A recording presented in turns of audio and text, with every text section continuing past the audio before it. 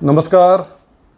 अन्य काही सामाजिक, राजकीय, सांस्कृतिक कार्यक्रमांप्रमाणेच आणि विविध समाजाचे जे कार्यक्रम होतात त्या कार्यक्रमांप्रमाणेच ब्राह्मण समाजाचे कार्यक्रम, उपक्रमांकडेही माझं लक्ष असतं. आपल्याला कुठे काही चांगलं ऐकायला मिळेल तिथून ते घ्यावं असा माझा त्यामागचा उद्देश असतो.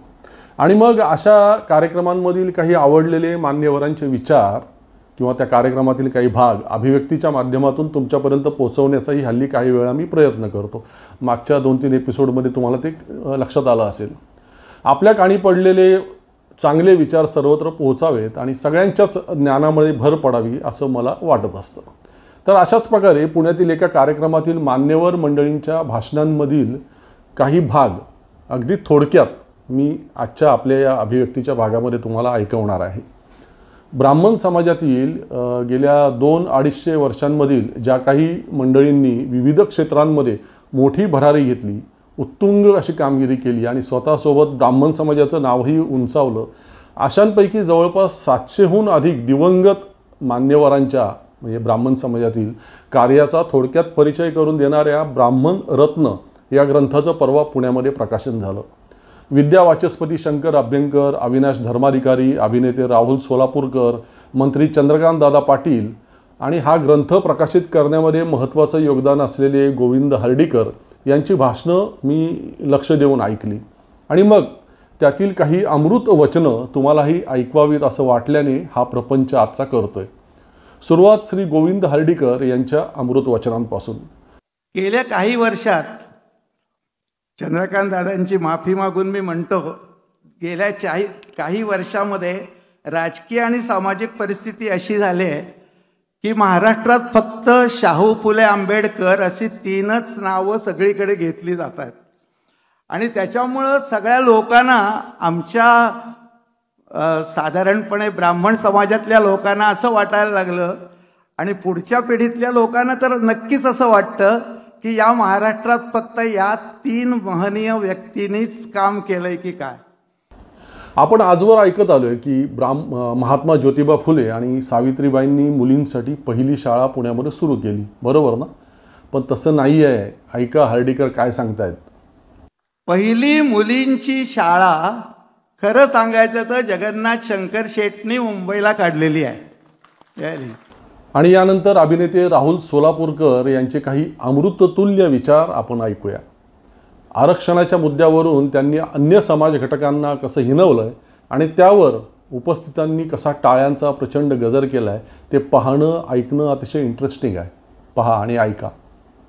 लहान असताना चांदोबा वाचायचो ना, तर त्याच्यात कुठल्याही गोष्टीची सुरुवात वाचताना एक वाक्य असायचं, एक गाव होतं, तिथे एक गरीब ब्राह्मण होता. आठवून बघा.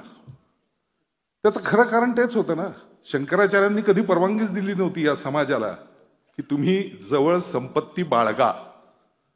त्यामुळे समाजसेवेसाठीच आयुष्य घालवायचं, विद्या संपादन करण्यासाठीच आयुष्य घालवायचं, असं करणाराच हा समाज पहिल्यापासून होता.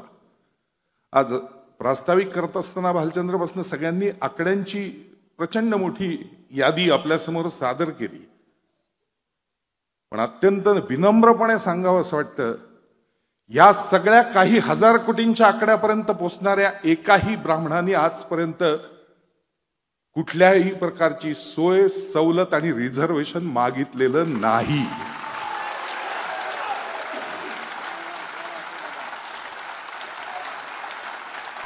आता पुढे आपण पिढ्यानपिढ्या वाचत ऐकत आलोय की इथल्या ब्राह्मण पुरोहितांनी तत्कालीन शिवकालीन छत्रपती शिवाजी महाराजांना क्षत्रिय मानण्यास नकार दिला होता आणि मग जे क्षत्रिय नाहीत त्यांचा राजेपदी अभिषेक करणं धर्माला मान्य नाही अशी त्यांची धारणा होती आणि म्हणून महाराजांनी इथल्या ब्राह्मण पुरोहितांना झुगारून देत थेट काशीवरून गागाभट्टांना आणून त्यांच्याकडून स्वतःचा राज्याभिषेक करवून घेतला. हे आपण वाचलेलं असतं, ऐकलेलं असतं. पण राहुल सोलापूरकर अभिनेते यांनी आता या संदर्भात एक नवीन संशोधन बाहेर आणलंय. ऐका. मला फक्त 2 गोष्टी आपल्याच समाजातल्या किंवा एकूणच आपल्याकडे जे एक न्यूनगंड असतो, कुठलीही टीका झाली, काही झाली की आपण शांतच बसतो. रस्त्यावर उतरून आंदोलनं केली आहेत, सरकारी मालमत्तेची जाळपोळ केली आहे, कुठेतरी अडवणूक करून लोकांना फसवलंय, हे ब्राह्मण समाजाबाबतीत दिसून येत नाही. ही फार महत्वाची गोष्ट आहे.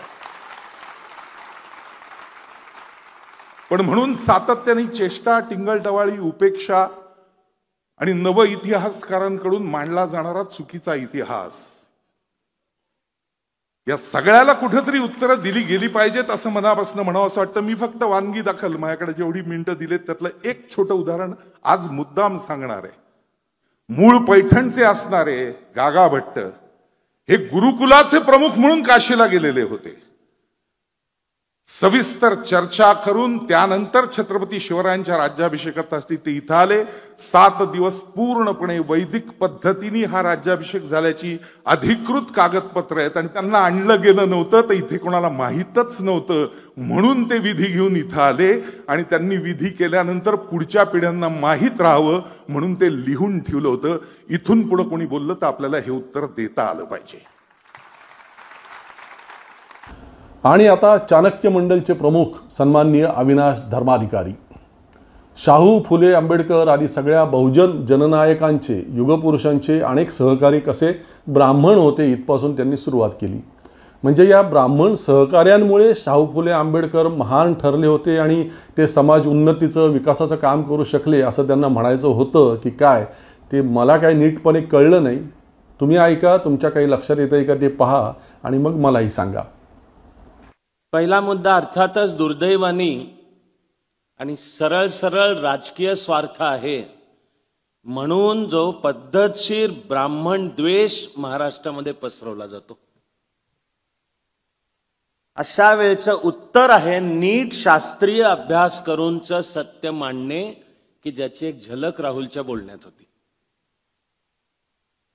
फुले शाहू आंबेडकरांचेही अनेक सहकारी जातीने ब्राह्मण होते आणि त्यांनी काही अशी नाही भूमिका घेतली त्या काळात की आम्ही ब्राह्मण म्हणून आम्ही श्रेष्ठ, तुम्ही ब्राह्मण नाही म्हणून आम्ही तुमचं नेतृत्व मान्य करणार नाही. भिडेवाडा हे राष्ट्रीय स्मारक आहेच आणि व्हावंच ते, पण मग ते कोणता वाडा की ज्याने आपणून दिलं महात्मा फुलेंना की इथे करा शाळा सुरू.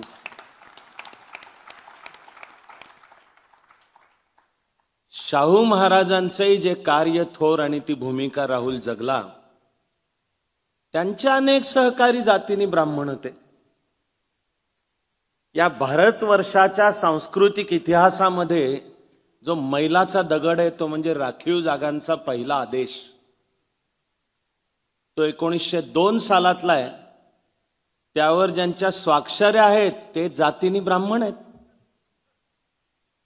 आदेश शाहू महाराजांचा आणि आदर आहे ना. आणि दुर्दैव म्हणतो मी की महाराष्ट्राच्या सांस्कृतिक इतिहासाला ज्या वेदोक्त प्रकरणाचा एक डाग आहे, पण सत्य हे की त्यामध्ये शाहू महाराजांना ज्यांनी लक्षात आणून दिलं की महाराज आपला अधिकार वेदातल्या मंत्रांचा असताना हा नारायण भट पुराणातले मंत्र म्हणतोय, ते सांगणारे राजाराम शास्त्री भागवत सुद्धा जातीने ब्राह्मणच ठरतात आहेत. आणि असे बाबासाहेब आंबेडकरांचे अनेक सहकारी आहेत जातीने ब्राह्मण. तर दलितांसाठी स्वेच्छेनी खुलं केलेलं पहिलं मंदिर, मग ते रत्नागिरीतलं सावरकरांच्या कामातून ज्यांनी केलं आणि त्या मंदिराची पूजा एका दलित बांधवांच्या कुटुंबाच्या हस्ते केली, तो करणारा जातीने ब्राह्मणच आहे. खरं तर प्राकृतमधून संस्कृतचा उदय झाला, जन्म झाला हे अनेक भाषातज्ञांनी अभ्यासाअंती आता सिद्ध केलं आहे. संस्कृतच्या आधीही प्राकृत होतीच, मग संस्कृत ही जगातील सर्व भाषांची जननी कशी काय असते बुवा? संस्कृत ही बहुतेक जगातल्या सर्व भाषांची जननी आहे. आणि आजही पाणिनीच्या 4000 सूत्रांच्या एकेका सूत्राचा अभ्यास आयुष्यभर करतात लोक. तेव्हा संस्कृत भाषेचं जतन. त्यानंतर मला ही संधी घ्यायची आहे बुवा, जरा कोणी नाराज झालात तर मी त्यांची नाराजी समजावून घेईन, पण हे म्हणलंच पाहिजे की ब्राह्मण असणे म्हणजे एका शुद्ध सात्विक चारित्र्याची पण जोपासना आहे. आणि ते ज्ञानाला वाहिलेलं जेवढं शुद्ध सात्विक चारित्र्य व्यक्त होईल तेवढं समाजाचं सुद्धा, म्हणजे सर्व देशाचं, महाराष्ट्राचं, समाजाचं भलं होणार आहे. आणि मग विद्या वाचस्पती शंकर अभ्यंकर भारत हे जगाचं देवघर आहे आणि ते केवळ इथल्या ब्राह्मण समाजामुळेच, ही त्यांची वाक्य ऐकून मी तर सद्गरित झालो, भरून पावलो. तुम्ही सद्गरित व्हा, ऐका आणि भरून पावा. ही सगळी पृथ्वी जर एका कुटुंबासारखी, एका घरासारखी असेल, तर मला नेहमी वाटतं की त्या घराचा दिवाणखाना म्हणजे अमेरिका. त्यात मांडलेल्या सुंदर सुंदर वस्तू म्हणजे कदाचित स्वित्झर्लंड आणि ऑस्ट्रिया. त्या घराची उद्यमशीलता म्हणजे कदाचित जपान. त्या घराचं दुकान म्हणजे युरोप. पण त्या घराचं देवघर मात्र निसंशय आपला भारत, शंकाच नाही. विश्वरूपी घराला भारतरूपी देवघर मंदिर ज्यांनी प्रदान केलं, त्याच्यामध्ये सिंहाचा वाटा जर कोणाचा असेल तर तो ब्राह्मणांचा आहे, निसंशयपणे. महात्मा गांधींच्या हत्येचं दुःख नाही, नथुराम गोडसेच्या कृत्याचा निषेध नाही, पण गांधी हत्येनंतर मिठाई वाटणाऱ्या आणि आनंद साजरा करणाऱ्या काही ब्राह्मण समाजावर हल्ला झाल्याचं मात्र वाचस्पतींना दुःख आहे. ऐका. 1948चं जळीत झालं आणि असंख्य निरपराध अशी ब्राह्मण कुटुंब उद्ध्वस्त होऊन गेली. त्या पक्षाला फिनिक्स पक्षी म्हणतात ना, राखेतून उड्डाण करणारा, तसे आपले ब्राह्मण त्या फिनिक्स पक्षासारखे त्या राखेतून पुन्हा उदयाला आले. खरोखरच कोणापुढे हात पसरला नाही, रडले नाहीत, पदर पसरला नाही, आपापल्या कर्तृत्वानं पुन्हा मार्ग काढला आणि पुन्हा ताठमानेने उभे राहिलेत. स्वतंत्र ब्राह्मण लँड, ब्राह्मणांचं ज्यूसारखं स्वतंत्र राष्ट्र का असू नये, कारण ब्राह्मणांची प्रचंड छळवणूक सुरू आहे या देशात आणि राज्यात, असं विद्या वाचस्पतींचं म्हणणं आहे. इतकी वाईट अवस्था आहे ब्राह्मण समाजाची. नर्मदेच्या वर जितका ब्राह्मणांना मान आहे, तितका द्वेष नर्मदेच्या खाली ब्राह्मणाचा केला जातो. हे सत्य आहे. महाराष्ट्रामध्ये तर आलेख इतका खाली आलेला आहे आणि इतकी वाईट आहे परिस्थिती खरोखर, की काही वेळेला मनात असं येतं की जून सारखी ब्राह्मणांची स्थिती होईल काय, आणि ब्राह्मण लँड हे वेगळं करावं लागेल काय, करावं ना आदर्श जगापुढे ठेवावा की हे असं निर्माण करता येतं. आणि मग शेवटी आपले मंत्री आदरणीय चंद्रकांत दादा पाटील, या राज्यात सगळ्यांसाठीच महामंडळं, आरक्षणं आणि असं काय काय आहे, मग ब्राह्मण समाजाला का नको काही? त्यांच्यासाठी अमृत महामंडळ आहे आणि त्याद्वारे ब्राह्मण समाजालाही आवश्यक मदत करणार, असं त्यांनी या प्रसंगी जाहीर केलं. सरकार म्हणून जेव्हा असा विषय आला की बाकी सगळ्यांची महामंडळं आहेत, ब्राह्मण समाजात सुद्धा खूप मोठ्या प्रमाणावर आता गरिबी वाढत चाललेली आहे, प्रामुख्याने असं गरीब ब्राह्मण आहे, त्यासाठी काही करणार की नाही. आपल्याला माहिती आहे की 14 ते 19 मध्येच अमृत नावाने एक महामंडळ आपण निर्माण केलं. मधल्या काळात 33 महिन्याचं एक सरकार आलं, त्या सरकारने असे अनेक विषय थांबवले, पण नव्याने सरकार आल्यानंतर पुन्हा एकदा त्या अमृत महामंडळाची सगळी रचना लावणं चाललेलं आहे. त्याच्यात योजना कुठल्या व्हाव्यात अशा प्रकारचं विचार चाललेला आहे, त्याला निधी किती द्यायचा अशा प्रकारची चर्चा सुरू आहे. आणि त्यामुळे अशा ज्या ज्या गोष्टी व्हायला पाहिजेत असं वाटतं की सगळ्यांना आहे, मग आम्हाला का नाही, अशा गोष्टी ऐकण्याची मानसिकता ह्या सरकारची आहे.